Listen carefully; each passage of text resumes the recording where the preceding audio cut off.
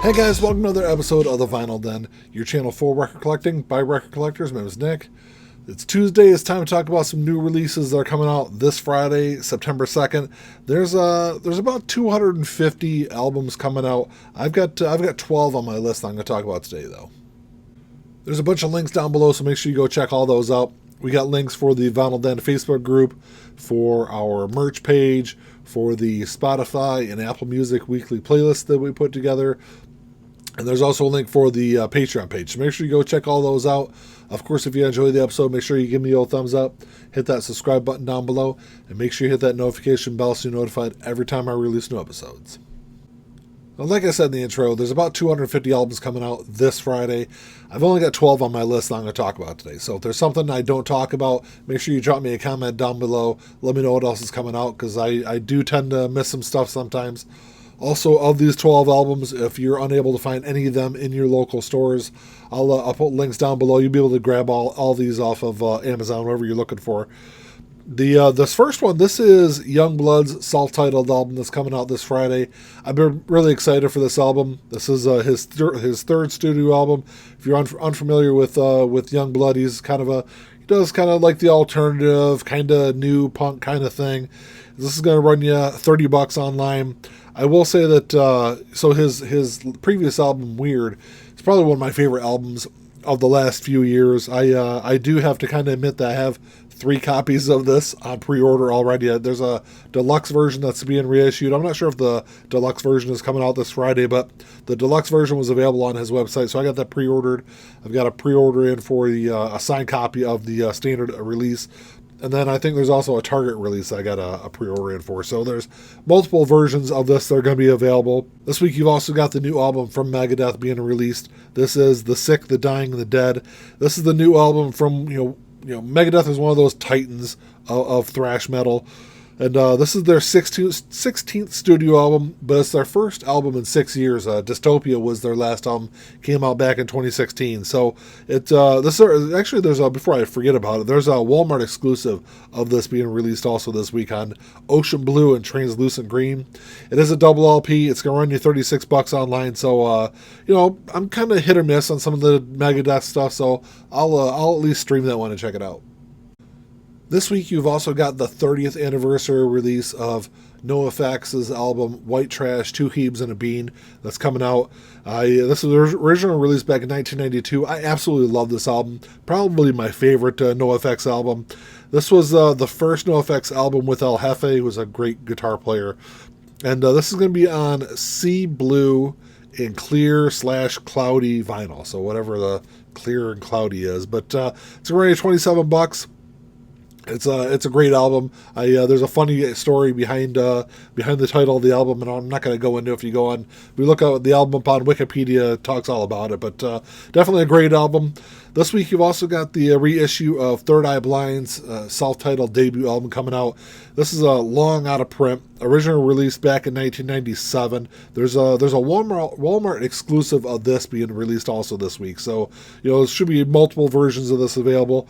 It's going to run you $32 online. It's like I said, it's an album that has been long out of print. I've wanted this album for a very long time, but I've refused to pay the couple $100 that pressings go for. So that's both of those are definitely albums I'm looking forward to.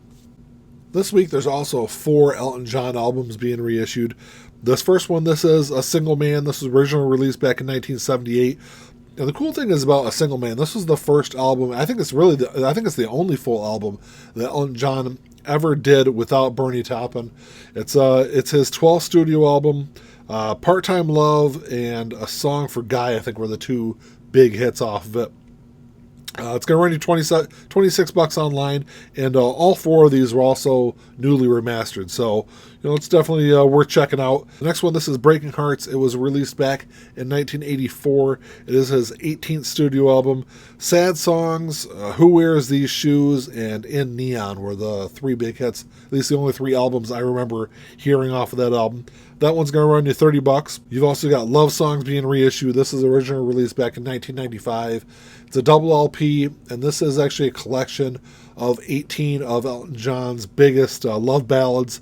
And actually, I remember when this album came out. It was a huge release. Ended up going triple platinum here in the U.S. This is an album that this is the first time it's been available since it was originally released. So it's going to run you a little bit more than the other releases. This one's going to be $41, which is kind of pricey, especially when it even with it being a double album. And then this last one, this is The Captain and the Kid, which I didn't know. So this was originally released back in 2006. It's his 28th studio album. But what I didn't know about this album is it's a direct sequel to his 1975 album, Captain Fantastic and the Brown Dirt Cowboy, which is a really popular, it's a really great album of his. But the cool thing is about this album, The Captain and the Kid, was this is definitely a more of a return to that, early to mid 70s kind of sound that Elton John had. It's a fantastic album. It's running $30 online. So all four of those aren't too badly priced, except for that Love Songs, which, like I said, that was huge when it came out. So I'm sure that's probably why it's priced a little higher than the other ones. This week, you've also got two albums being reissued by Ministry. This first one, this is Live Necronomicon. This is a black and gold splatter, and actually I've seen a mock-up of this. It looks absolutely fantastic. This is a live album recorded back in 1990. It wasn't released until 2017, though. This is a double album, and when it was released in 2017, there was a black version that was pretty widely available. But as far as colored releases go, there was only a total of 700 colored releases spread out over 3 or 4 different variants. So colored versions of it definitely pretty hard to come by. So this is going to run you $40 online. And then the other Ministry release, this is Every Day is Halloween, The Lost Mixes. It's on orange and black splatter. This also looks really, really sweet. This is 2 unreleased mixes of the song Every Day is Halloween, and then there's also 2 previously unreleased tracks that are on here. It was originally released back in 2020, and it's going to run you $27 online. So yeah, it's only 4 tracks, but it looks really cool. I'm definitely a sucker when it comes to colored vinyl, but I'm not a huge Ministry fan, but I definitely need to check that one out though. The new King's X album is coming out this week. This is 3 Sides of One. This is their 13th studio album, but it's their first album in 14 years. So it's been a huge, long gap by the band. They actually started this back in 2010. And then, different band members had some health issues along the way, kind of delayed things. So it took a while to get the ball rolling on this new album.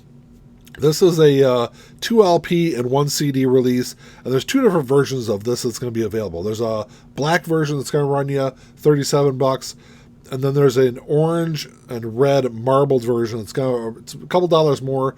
It's running you $42 online.